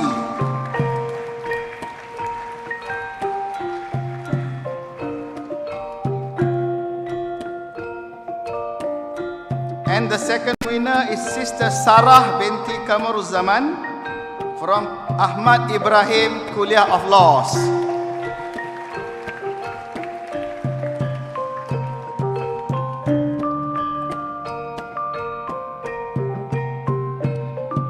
The winner for Best Overall Student Award is Brother Syed Ahmad Khabir bin Abdul Rahman from Ahmad Ibrahim Kuliah of Laws.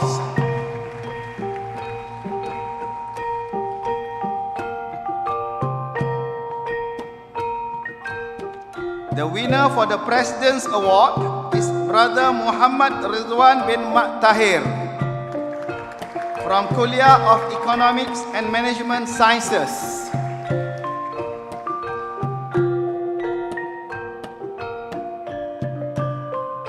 The winner for Rector's Award is Sister Maisarah binti Luqman from Kuliah of Economics and Management Sciences.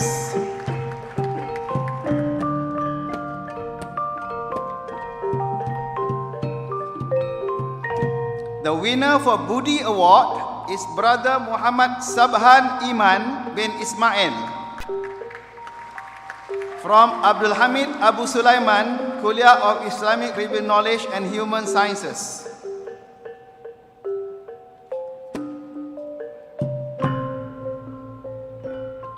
The winner for Ibnul Al-Mas'ud Al-Hafiz Award, Excellent Performance in Maintaining the Memorization of Quran, Brother Mas'ud Ridwan from Abdul Hamid Abu Sulaiman, Kuliah of Islamic Religious Knowledge and Human Sciences in absentia. The winner for Abdullah Ibn Umi Maktum Special Achievement Award Academic is Sister Nur Aziatul binti Khazizi from Kuliah of Languages and Management.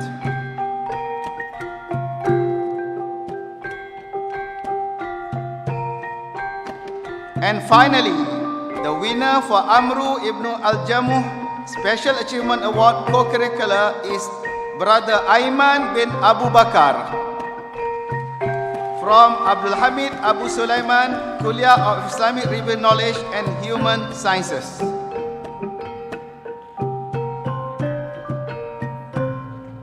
Thank you, Honorable President.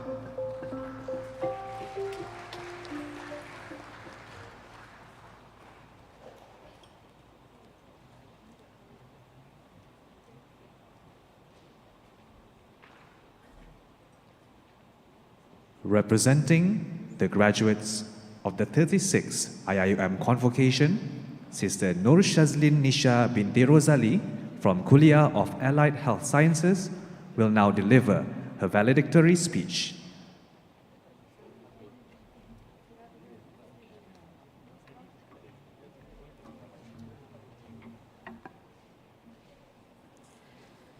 Bismillahirrahmanirrahim.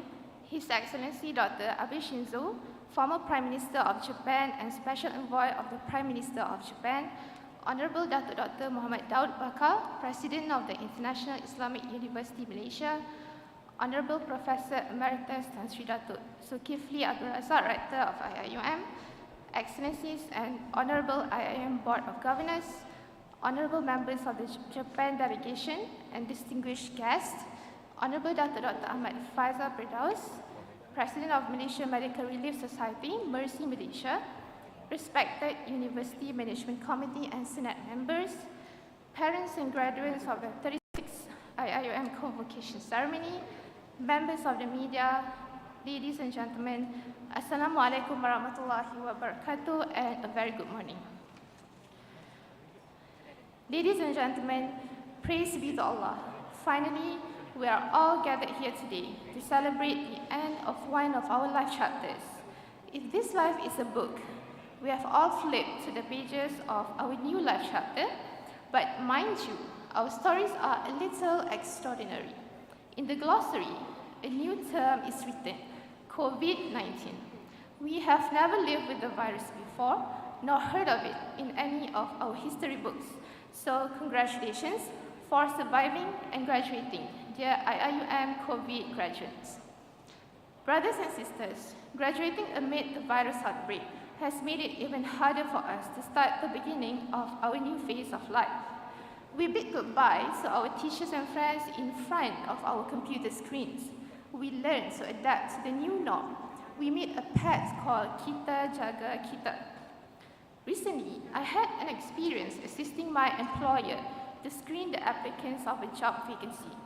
Tons of application emails were received from people with different level of qualifications, different walks of life, fresh graduates, PhD holders, all competing for the same position, striving to secure a job. I was also in the similar situation before, and right now, I'm also still struggling to get my dream job.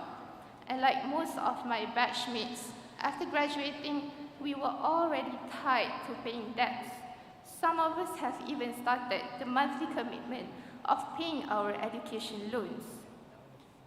Trying to adapt to adult working life, meeting the expectations from everyone around us, with the pandemic, they are even harder. Some of us might even lost someone very dear due to the virus. Nevertheless, flipping to the other side of the coin, the pandemic has indirectly taught us to be out of our comfort zone. Some of us started our online business, equipped ourselves with skills taught by online courses, and discovered the potential we never knew we had before. We learned by experience that hardships often prepare ordinary people for an extraordinary destiny. What I learned from these hardships is to always be grateful and to never compare ourselves with anybody else. The only healthy and worthwhile comparison is us yesterday versus us today. Look at how much we have progressed since the day we bid goodbye to this garden of knowledge and virtue until now. I love to remind myself that we are all moving forward according to Allah's timeline, so trust His plan. إذا اعتقدنا أن اختبارنا لا يطاق تذكر أن لا يكلف الله نفسا إلا وسعها ابدأ في العد على نعمه وكافئ نفسك على كل الأشياء الصغيرة التي تحققها. Going through hardships, it always reminds me of both my parents. My father works as a driver, and he has been living with kidney failure for more than 10 years. My mother sells nasi lemak in a small stall built by my own father. Throughout their life, they had never lived in luxury, but they managed to ensure that me and my brothers could get on the stage and proudly receive our scrolls. Mama saya bangun seawal jam 3-4 pagi setiap hari untuk menyiapkan nasi lemak sebelum dijual. Itulah rutin sejak saya di sekolah rendah lagi. Abah saya keluar masuk hospital berulang-ulang kali sejak saya di sekolah menengah. Tapi tetap gagah bekerja demi menanggung kami, terutamanya saya, si bongsu. Jarang saya jumpa orang yang tak terkejut bila diberitahu abah saya ini ialah pesakit kegagalan buah pinggang, sebab abah saya selalu nampak kuat dan sihat. Semua itu datang dari semangat mereka berdua. Hidup mereka tak lebih, tak mewah, hanya cukup-cukup. Tapi kecukupan itulah yang memberi bahagia. So, did my father choose to live with impaired kidneys for the rest of his life? No. Did we choose to graduate during the pandemic? Surely no. My parents taught me great life lessons, which is to be strong in facing the life hurdles. Merekalah sayap yang membuat saya terbang tinggi, dan begitu juga ibu bapa anda. Thank you, Ma and Abah, Encik Rosali and Puan Salbiah. Thank you, family, teachers and friends. Setiap daripada kita diuji dalam cara yang berbeza. Kaya itu ujian, miskin pun ujian. Susah itu ujian, senang pun ialah ujian. Ambillah setiap ujian itu sebagai hadiah dan anugerah yang akan menambah warna ke dalam hidup kita. InsyaAllah, we are and will always rise above the hardships. Thank you.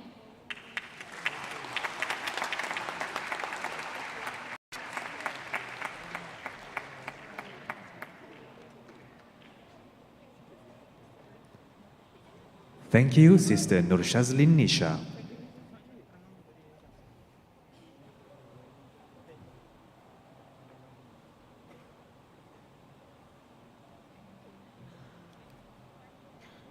Representing the graduates of the 37th IIUM Convocation, Sister Maisara binti Lukman from the Kuliah of Economics and Management Sciences will now deliver her valedictory speech.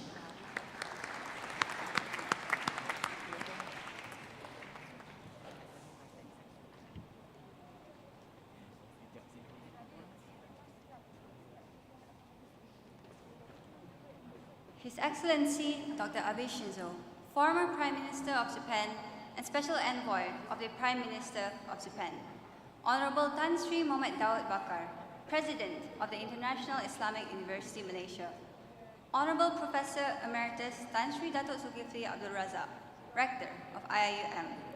Excellencies and Honorable IIUM Board of Governors, Honorable members of the Japan delegation and distinguished guests, Honorable Dato Dr. Ahmad Faisal Firdaus, President of Malaysia Medical Relief Society, respected University Management Committee and Senate members, parents and graduates of the 36th IIUM Convocation Ceremony, members of the media, ladies and gentlemen. Assalamualaikum warahmatullahi wabarakatuh and a very good morning. Brothers, sisters, here we are today, ending our IIUM story. Congratulations, you made it here. You made it to today. From day one until now, it was anything but an easy journey. To get this certificate, we all know what kind of days we had to go through. Days where you tirelessly studied with your friends at night, days where you understood everything your lecturer taught you, or even days where you gave in and just stayed in bed. No matter what you did on that day, every day you pushed through, which led you here. Please give our graduates a round of applause.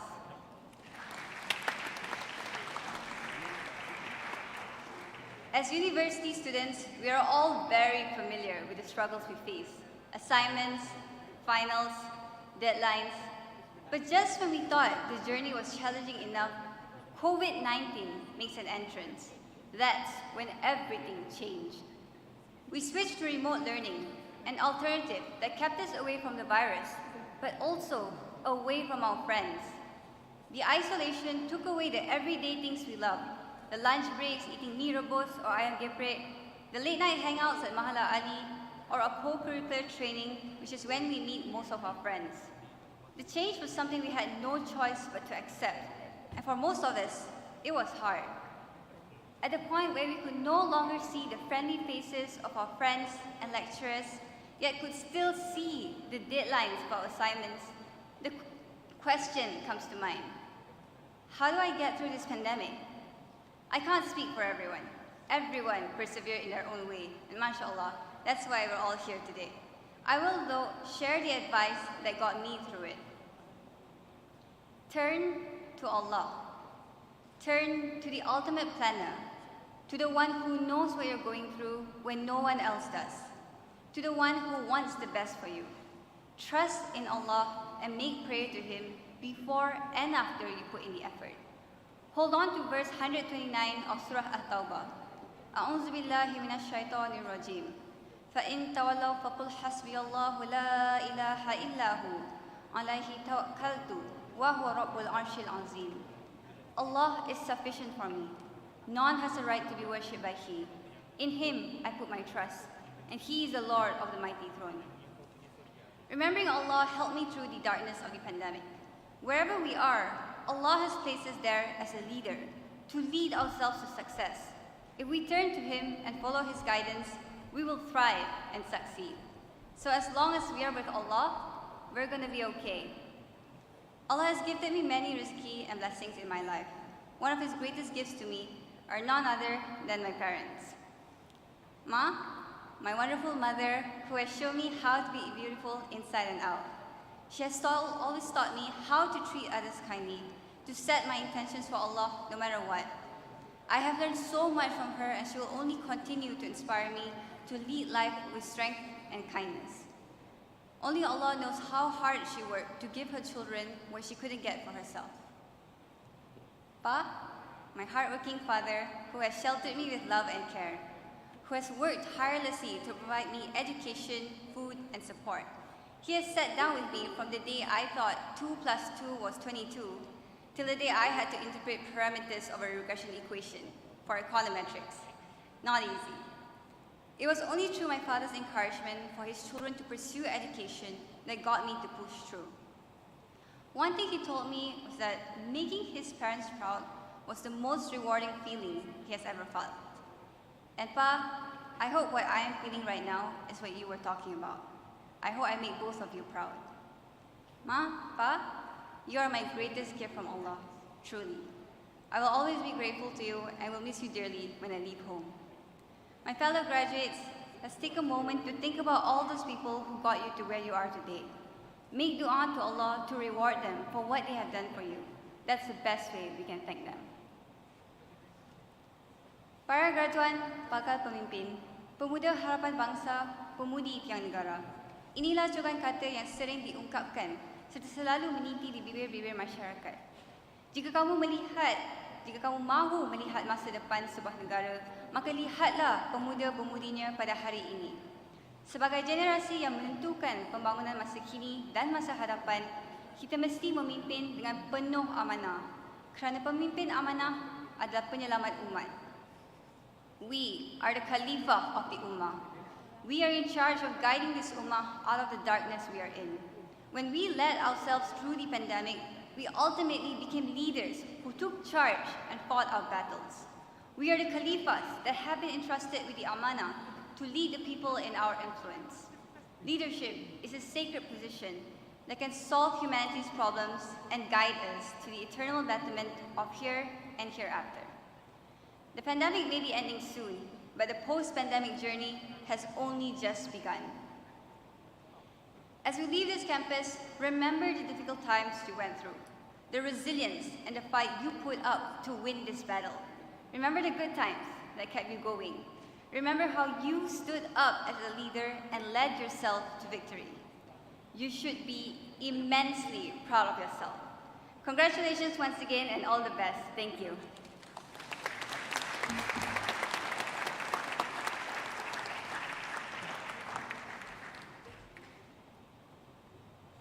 Thank you, Sister Maisara.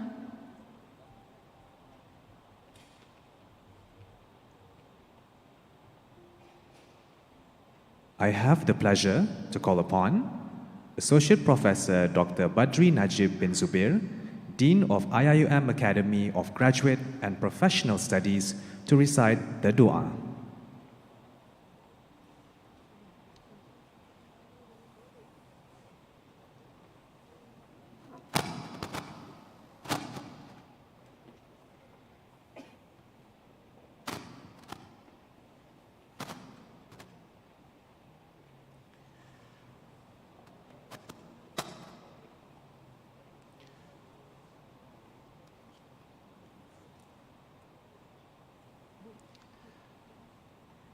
بسم الله الرحمن الرحيم الحمد لله رب العالمين والصلاة والسلام على أشرف الأنبياء والمرسلين وعلى آله وصحبه ومن تبعهم بإحسان إلى يوم الدين اللهم إنا نسألك العافية من كل بلية ونسألك تمام الغنى عن الناس اللهم حبب إلينا الإيمان وزينه في قلوبنا وكره إلينا الكفر والفسوق والعصيان واجعلنا من الراشدين اللهم إنا نسألك حبك وحب من يحبك وحب كل عمل يقربنا إلى حبك Ya Allah, Tuhan yang Maha Pemurah lagi Maha Mengasihani, berkatilah para graduan kami pada hari ini. Pimpinlah mereka dengan restu-Mu. Bimbinglah mereka dengan petunjuk-Mu. Limpahilah mereka dengan ridha-Mu. Jadikanlah mereka dalam kalangan yang sentiasa committed mengerjakan kebaikan, mengamalkan kemahiran dan pengetahuan pada jalan yang lurus, tabah dalam menghadapi cabaran, tekun dalam pekerjaan, serta sabar dalam menghadapi tekanan dan dugaan. Berkatilah para ibu bapa yang telah berkorban dan bersusah payah mendidik dan membesarkan mereka untuk menjadi insan yang baik dan terpuji. Berkatilah juga ya Allah saudara mara, rakan taulan dan guru-guru mereka yang turut menyumbang jasa dalam melakarkan kejayaan mereka pada hari ini. O Allah, You are indeed the most merciful, the most compassionate. Bless with your mercy the success of our graduates today and grace them with your divine guidance. Lead them with your greatness and guide them with your mercy, so that they will follow the right path in leading this worldly life. Make them your obedient servants who shall lead this ummah towards its success and splendor. Let them be righteous and thankful to the deeds of those who have contributed to their achievement today. Their parents, family members, friends, teachers, and lecturers. Let them be dutiful sons and daughters who shall contribute with what they have learned from this garden of knowledge and virtue to their family, society, and nation. O Allah, Lord of infinite bounties, bless us and all the Muslims with good health and prosperity. Grace and guide us to the path of the righteous, and shower us with your divine mercy. Allahumma natawajjahu ilayka bi khalis du'aina سائلين أن توفق رئيس جامعتنا لما فيه صلاحنا ورضاك يا أرحم الراحمين. اللهم سدد خطاه وكلل مساعيه بالنجاح ووفق سائر قادة هذه الجامعة إلى ما تحب وترضى بمنك وكرمك يا أكرم الأكرمين. اللهم اجعل جمعنا هذا جمعا مرحوما وتفرقنا من بعده تفرقا معصوما ولا تجعل فينا ولا معنا شقيا ولا مطرودا ولا محروما. اللهم تقبل منا وأحسن عاقبتنا في الأمور كلها إنك نعم المولى ونعم الوكيل. وصلى الله على سيدنا محمد وعلى آله وصحبه وسلم وآخر دعوانا أن الحمد لله رب العالمين.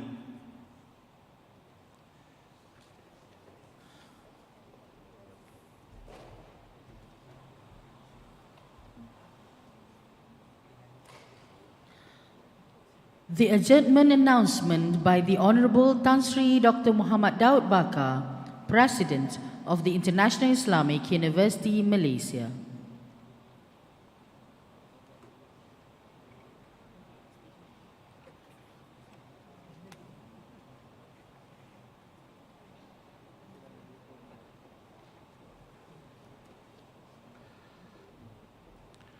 Congratulations to the recipients of the Honorary Doctorate, Ibn Khaldun Merit Award, and University Level Awards.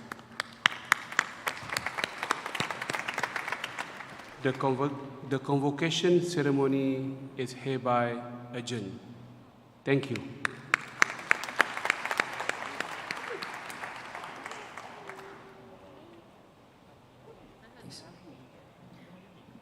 All guests are invited to recite Surah Al-Asr.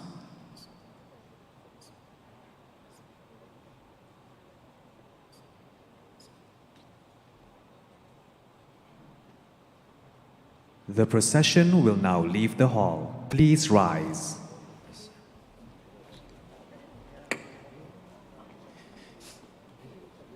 Ya Rabbi bil Mustafa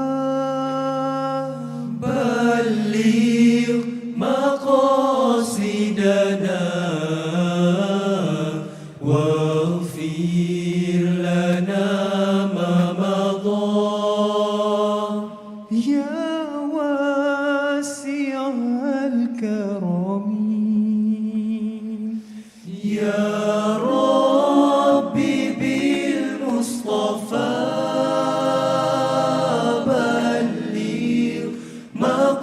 مقاصدنا واغفر لنا ما مضى يا واسع الكرم آمين تذكر